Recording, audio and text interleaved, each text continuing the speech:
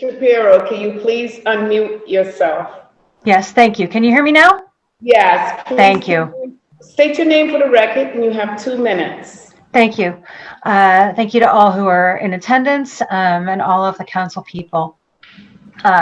In better time, my name is Kate Shapiro. I'm a Providence resident and a RIPTA rider.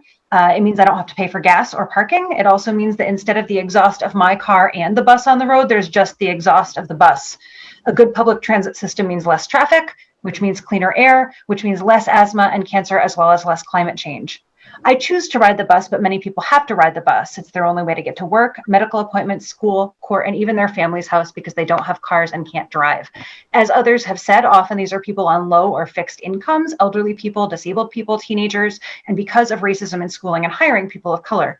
A more confusing and harder to use bus system like the multi-hub proposal will mean that people lose jobs, miss medically or legally necessary appointments, miss school, and have a harder time seeing their families.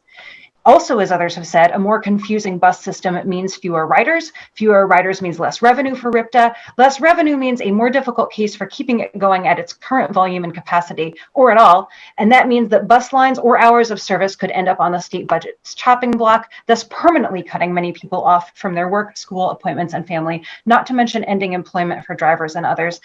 I know you know all of this. I know that many of you on the council have constituents who depend on RIPTA to get where they need to go, who will have an easier time if RIPTA is easier to use, and in some cases would be actively prevented from using RIPTA by a drastically changed and dispersed system. I hope that those are the people you will think of and speak for when you decide to vote for this resolution against the multi-hub proposal. Thank you very much for your time.